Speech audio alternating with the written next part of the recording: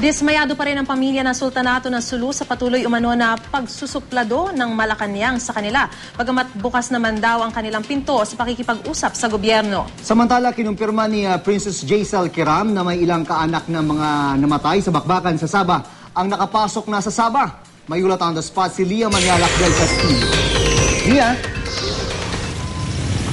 June Maris, naging emosyonal ang Sultan ng Sulu sa naging pagdarasal nila kanina para sa kaligtasan ng mga kasamahan sa Sabah, Malaysia sa pagpapatuloy nga ng standoff doon. Emosyonal ang dua salamat o prayer for the safety of everyone na ginawa ng imam na si Ustad Al-Mahil kanina. At sa gitna ng kanyang panalangin, di na napigil ng Sultan ng Sulu na si Jamalul Kiram III ang maluhana rin. And I hope that Allah subhanahu wa ta'ala will awaken your mind and you will have the proper inclination to solve the problems that you're facing now. This is not the problem of the Sultanate. It is the problem of the two governments.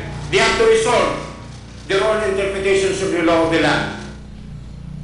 Sabi ng Sultan, bukas pa rin ang kanilang pinto sa pakikipag-usap sa gobyerno. Ang problema, wala naman daw lumalapit sa kanila para makipag-usap ng direkta. Kaya babala niya kung patuloy nagigipitin ang kanilang mga kasama na nasa Sabah, baka ang lahing tausog na ang mag-aklas. Labagla dito. Pag malaman ng buong tausog, buong Muslim talaga magpakamatay lahat yan. Kung gusto nyo gano'n, wala lang Muslim dito sa Pilipinas, sige. This is not a joke. Malaking gulo to. Malaking gulo to. Now why not side us? Pilipino kami, pagkatapos mag-side sila pa sa Malaysia. Nababahala na rin ang Sultanato sa balitang natanggap nila na pinaghuhuli na ng mga Malaysian police ang mga Pilipino sa Sempurna sa Sabah, may papel man o wala sa bakbakan. Itinawag daw ang impormasyong ito ni Datu Alina Pia Kiram, kapatid ng Sultan na matagal lang nakatira doon. Kaya gusto nila imbestigahan na raw sana ito ng United Nations Human Rights Council. Samantala, 2:00 pa ng hapon kahapon, huling nakausap ng pamilya si Rajamuda Agbimuddin Kiram na nasa Lahad Datu pa rin daw. Pero ngayon, hindi pa nila ito nakukontak, kaya't nananalangin sila na ligtas ito. Ang aktor at Muslim na si Robin Padilla naman ay dumalaw na rin kahapon sa Sultan para magpakita ng suporta. Ninong kasi sa kasal ni Robin ang Sultan. Samantala, kinumpirma na ngayon ni Princess Jaisal Kiram na may ilang kaanak na mga namatay sa bakbakan sa Sabah ang nakapasok na roon. Nanawagan siya sa kanila na huminahon dahil ayaw na raw nila ng gulo.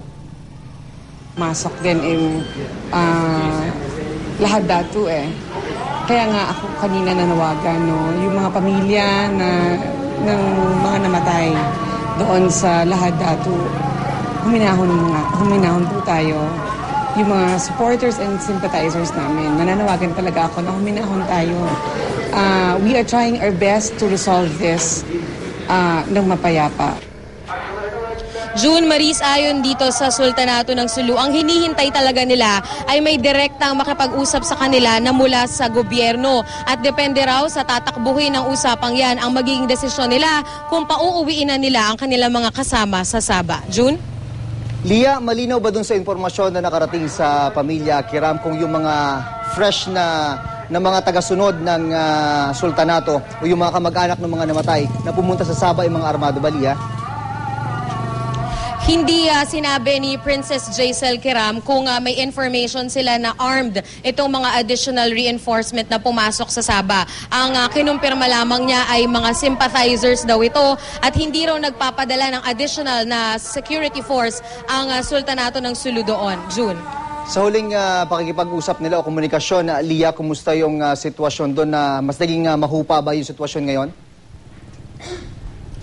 Doon sa huling pakikipag-usap nila kay Rajamuda, which is 2 p.m. kahapon, sinabi naman nito na maayos yung kanilang lagay, pero nababahala sila doon sa natanggap nilang tawag mula doon sa isa pang kapatid ng Sultan dahil nga kabi-kabila na raw yung nagiging pag-aresto sa mga Pilipino sa lugar ng Sempurna sa Sabah. At kahit daw may papel ka or wala doon sa nangyayaring standoff ay pinaghuhuli. So doon sila medyo nababahala ngayon dahil nadadamay na rin daw yung ibang mga Pilipino sa Sabah, June.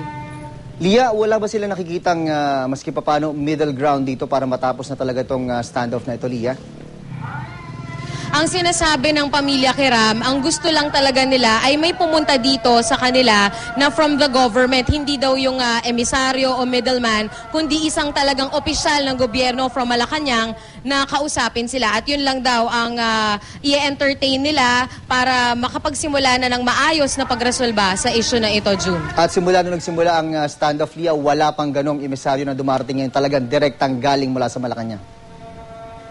Ang sinasabi ni Princess Jaisel, nung nakaraan daw, dumating dito si ARMM OIC Governor Mujib Hataman. Ang problema, nung nandito na siya sa loob ng kanilang bahay, ay nagpa-presko naman daw itong Malacanang at itinatanggi na nagpadala sila ng emisaryo. So, naguguluhan yung Sultanato ng Sulu kung opisyal ba yung pagpunta ni Hataman dito noon o sa sarili lamang niya itong kusa. Kaya ang gusto daw nga talaga nila officially from Malacanang manggaling yung magpupunta rito at makikipag-usap sa kanila, June. Lia, from the actuations at yung mga linyang binibitawan ng pamilya Kiram, mukhang malabo talaga yung sinasabi ng palasyo, partikular si Pangulong Aquino, na sumuko muna sila ng walang kondisyon. Mukhang malabo nga, June, kung pagbabasehan yung naging statement ng Sultan mismo dahil sabi niya yung mga tausug talagang ipaglalaban yung kanilang teritoryo, no, yung kanilang kiniklaim at handa raw silang mamatay para dito, June. Maraming salamat, Lia Manialak del Castillo.